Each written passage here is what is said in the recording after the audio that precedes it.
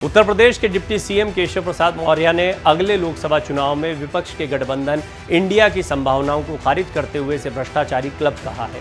मौर्य ने दावा किया है कि विपक्ष कोई भी रणनीति अपना ले, उत्तर प्रदेश में 80 की 80 सीटें बीजेपी ही जीतेगी।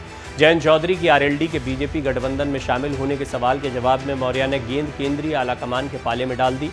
यूपी के डिप्टी सीएम ने कहा कि बीजेपी के गठबंधन में आने के लिए दरवाजे बंद नहीं हैं, लेकिन ये निर्णय केशव प्रसाद मौर्य का नहीं हो सकता। ये निर्णय राष्ट्रीय नेतृत्व का है।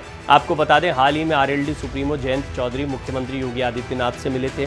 तब से कयासों का बाजार गर्म है कि चौधरी एनडीए का रुख कर सकते हैं। वहीं मुंबई में विपक्षी गठबंधन की बैठक में जयंत चौधरी पहुंचे थे, लेकिन अभी ये कहना जल्दबाजी होगी कि चौधरी बीजेपी के साथ अलायंस कर सकते हैं, क्योंकि वो इंडिया गठबंधन के साथ जुड़े हुए हैं। वहीं इंडिया अलायंस पर मौर्य ने कहा कि यूपीए गठबंधन का कोई भविष्य नहीं है, ये कब बिखर जाएगा कह नहीं सकते। वहाँ 1 दर्जन से ज़्यादा प्रधानमंत्री पद के उम्मीदवार हैं और रोज़ उनके उम्मीदवारों की संख्या बढ़ती जा रही है। मौर्य से पूछा गया था कि विपक्ष के गठबंधन इंडिया की चुनौती कितनी गंभीर होगी अगर अगले लोकसभा चुनाव में वो बीजेपी के प्रत्याशी के खिलाफ अपना संयुक्त उम्मीदवार उतारने की रणनीति पर काम करते हैं। तो इस पर मौर्य ने कहा कि वो सब कुछ कर लें, एक गठबंधन बना लें, एक प्रत्याशी उतार लें, एक चुनाव चिन्ह ले लें और एक ध्वज को लेकर आ जाएं, लेकिन तब भी 80 की 80 सीटें यूपी की हम ही जीतेंगे।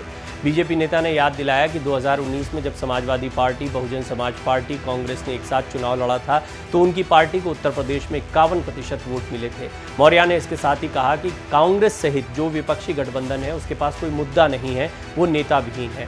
अब इसको उत्तर प्रदेश के संदर्भ में समझना बहुत ज़रूरी है। उत्तर प्रदेश के विधानसभा चुनाव में समाजवादी पार्टी और आरएलडी यानी जयंत चौधरी की पार्टी ने मिलकर चुनाव लड़ा था। उत्तर प्रदेश विधानसभा चुनाव के दौरान समाजवादी पार्टी और जयंत चौधरी के प्रदर्शन को अच्छा ही कहा जाएगा। हालांकि आशा के विपरीत उन्हें सरकार बनाने का मौका नहीं मिला और करीब 27 साल बाद योगी आदित्यनाथ ने वो कर दिखाया जो अभी तक कोई नहीं कर पाया था, यानी दोबारा मुख्यमंत्री बनकर आए। बेशक बीजेपी की सीटें पिछले बार के मुकाबले कुछ कम हुई थी, लेकिन इसके बावजूद पूर्ण बहुमत के साथ बीजेपी सरकार बनाने में कामयाब रही। मुख्य विपक्षी दल के तौर पर समाजवादी पार्टी उभर कर सामने आई है। आरएलडी के साथ पश्चिम यूपी में, और यूँ तो पूरे यूपी में ही है, लेकिन क्योंकि आरएलडी का जो प्रभाव क्षेत्र है वो पश्चिम यूपी माना जाता है, यहाँ पर अच्छा प्रदर्शन रहा था। इसके बावजूद जयंत चौधरी को लेकर अब भी कयासों का बाजार गर्म है। इसकी 2 बड़ी वजह हैं। जयंत चौधरी कांग्रेस और समाजवादी पार्टी के समीकरणों के बाद खुद को एक किनारे पाते हैं। वो अपने भविष्य के बारे में चिंतित हैं, उन्हें अपनी सीटों को बढ़ाना है। हो सकता है कि उन्हें बीजेपी के साथ जाने में ज़्यादा फायदा दिखाई पड़ता हो। बीजेपी उत्तर प्रदेश में एक ऐसी पार्टी है जिसके खिलाफ सभी लामबंद दिखाई देते हैं। ये बात अलग है कि मायावती ने अभी तक अपने पत्ते नहीं खोले हैं। बहुजन समाज पार्टी किस करवट जाती है कहना बहुत मुश्किल होगा, लेकिन इसके बावजूद बीजेपी को भी किसी न किसी अलायंस की जरूरत पड़ेगी। ऐसे में केशव प्रसाद मौर्य ने आला कमान के पाले में गेंद डालते हुए इस बात को ओपन छोड़ दिया, लेकिन उन्होंने इस बात से इनकार नहीं किया है कि किसी तरह का कोई अलायंस हो सकता है। जहां तक अलायंस का सवाल है, पूर्ण बहुमत पाने के बावजूद बीजेपी ने एनडीए के अलायंस को इंडिया अलायंस से बड़ा दिखाने के प्रयास किए। पैरेलल बैठक हुई थी, जब बेंगलुरु में बैठक हो रही थी, इधर दिल्ली में भी बैठक हुई और ज़्यादा बड़ी तादाद में, भले ही छोटे दल थे, उन दलों को इकट्ठा करने का प्रयास किया गया। 2024 का चुनाव निश्चित तौर पर एक सामूहिक चुनाव होने जा रहा है, जहां पर अलायंस बनाम अलायंस दिखाई देगा। ये बात और है कि बीजेपी की ताकत पिछले 10 सालों में काफ़ी बड़ी है और बीजेपी पूर्ण बहुमत के साथ आई। पिछली बार तो 300 का आंकड़ा अपने दम पर पार कर लिया था बीजेपी ने। अब यही प्रदर्शन अगर करना है तो हिंदी भाषी बेल्ट में, खास तौर पर उत्तर प्रदेश, राजस्थान, मध्य प्रदेश, ये वो बिहार, ये वो जगह हैं जहां पर बीजेपी का बहुत ज़बरदस्त प्रदर्शन रहा था। यहाँ पर बीजेपी को अपने प्रदर्शन को दोहराना होगा। वहीं दक्षिण भारत में इंडिया अलायंस की अपनी एक रणनीति चल रही है, वहाँ पर इंडिया अलायंस मजबूत भी दिखाई पड़ता है, लेकिन इसके बावजूद बीजेपी के प्रयास हैं कि उत्तर भारतीय बेल्ट में या फिर हिंदी भाषी क्षेत्रों में वो अपने प्रदर्शन को बरकरार रखे। निश्चित तौर पर इसके लिए बहुत ज़रूरी है कि कुछ अलायंसेस चाहे छोटे बड़े दलों के साथ हो, वो बीजेपी के लिए भी कारगर साबित हो सकते हैं। ऐसा ही एक अलायंस जयंत चौधरी के साथ हो सकता है।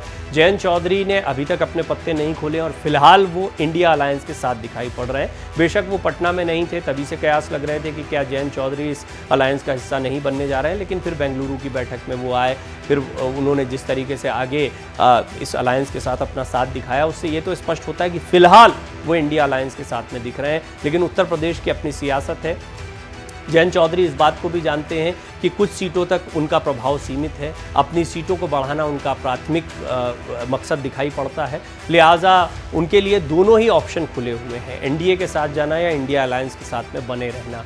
फिर भी केशव प्रसाद मौर्य ने जो कुछ कहा उससे ये बात तो स्पष्ट हो गई है कि जयंत चौधरी के लिए एनडीए अलायंस के दरवाजे खुले हुए हैं। मुख्यमंत्री योगी आदित्यनाथ से उनकी मुलाकात के बाद में ये कयास और तेज हो गए थे। हालांकि आने वाले दिनों में वो क्या कदम उठाते हैं ये देखने वाली बात होगी। फिर भी उत्तर प्रदेश में लोकसभा चुनाव भी बहुत इंपॉर्टेंट होने वाला है, बहुत दिलचस्प होने वाला है। फिलहाल जो समीकरण दिखाई दे रहे हैं उसमें समाजवादी पार्टी और कांग्रेस के बीच में एक सामंजस्य बनता दिखाई दे रहा है।